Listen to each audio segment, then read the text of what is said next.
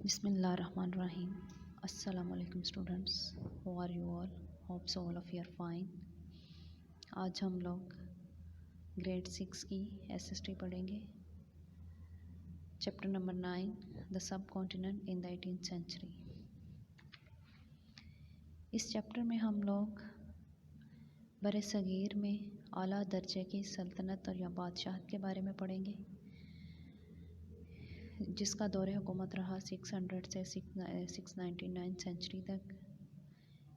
और इस दौर में सल्तनत जो थी छोटी छोटी सल्तनतों में तब्दील हो गई.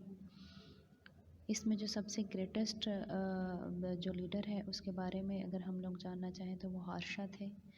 हादशाह का जो दौर हुकूमत है वो 606 से 647 तक है. इसके दौर हुकूमत को इंडिया में गोल्डन ईयर्स ऑफ इंडिया भी कहा जाता है, यानी इंडिया के सुनहरी साल, क्योंकि उसने अपने दौरे हुकूमत में एजुकेशन को बहुत ज़्यादा प्रमोट किया. अमन और अमान के हवाले से और सिक्योरिटी के हवाले से बहुत अच्छे तरीके से इंतजाम किए.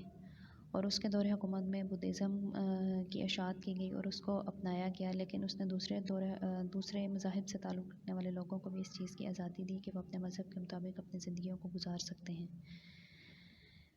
हादशाह की डेथ के बाद उसकी जो सल्तनत थी वो छोटी छोटी सल्तनतों में तब्दील हो गई, क्योंकि उसके बाद उसका कोई वारिस नहीं था जो उसकी सल्तनत को संभालता.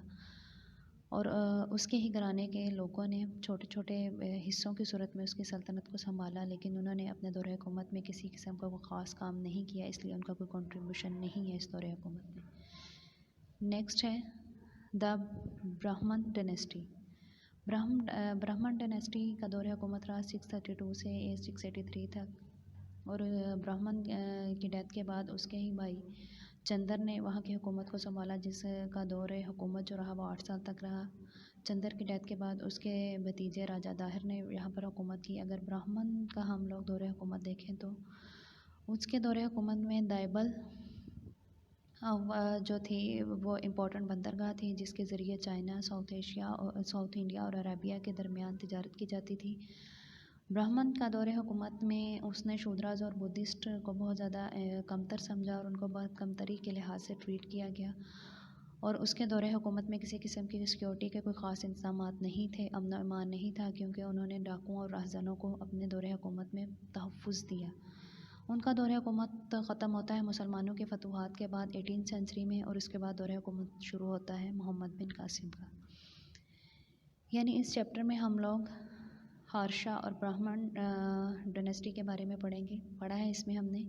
और जो जो चीज़ें हाईलाइट की गई हैं इनको अच्छे तरीके से आपने रीड आउट करना है, क्योंकि ये आपके MCQs पॉइंट ऑफ व्यू से बहुत ज़्यादा इंपॉर्टेंट है. नेक्स्ट हम लोग अब करेंगे इसमें वर्ड मीनिंग्स. इसमें फ़र्स्ट वर्ड हमारा है किंगडम, सल्तनत, रेफर टू हवाला देना, वेरियस मुख्तलिफ, रिमार्केबल शानदार, टेरिटरीज इलाके, टू एक्सपैंड वुसअत देना. नेक्स्ट हमारे हैं आंसर क्वेश्चंस. फर्स्ट क्वेश्चन है व्हाई इज़ हादशाह consider to be an important ruler. हादशाह को एक इम्पॉर्टेंट रूलर के तौर पर क्यों जाना जाता था. हादशाह is consider to be an important ruler because he promoted education and maintain peace and security. Because of his good governance his ruling years are known as the golden period. क्योंकि उसने अपने दौरे हुकूमत में एजुकेशन को बहुत ज़्यादा promote किया और अमन अमान के बहुत ज़्यादा अच्छे इंतजाम किए और बड़े अच्छे तरीके से सल्तनत को चलाया, और उसके दौरे हुकूमत को गोल्डन ईयर्स ऑफ इंडिया भी कहा जाता है. What happened to his kingdom after his death. उसकी डेथ के बाद उसके किंगडम के साथ क्या हुआ, सल्तनत के साथ क्या हुआ. After his death his empire broke into several small kingdom because he had no heir. उसकी मौत के बाद उसकी जो सल्तनत थी वो छोटी छोटी सल्तनतों में तब्दील हो गई, क्योंकि उसका कोई वारिस नहीं था.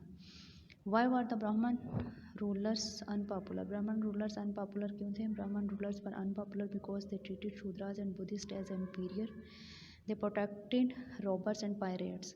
उन्होंने शूद्रास और बुद्धिस्ट को अपने दौर हुकूमत में बहुत ज़्यादा कमतर समझा और छोटे तरीके से उनको ट्रीट किया. इसलिए इसके अलावा उन्होंने राहज़न और जो डाकू थे उनको भी तहफ़्फ़ुज़ात दिए, जिसकी वजह से उनका दौर हुकूमत को ख़ास अपना मुकाम हासिल नहीं कर सका और अनपॉपुलर रहा. आप लोगों ने आंसर क्वेश्चंस और वर्ड मीनिंग्स अपने नोटबुक्स पर राइट कर लेने हैं और अच्छे तरीके से इसको याद करना है. मिलते हैं नेक्स्ट लेक्चर के साथ. अपना ख्याल रखिएगा. ओके, अल्लाह हाफ़िज़.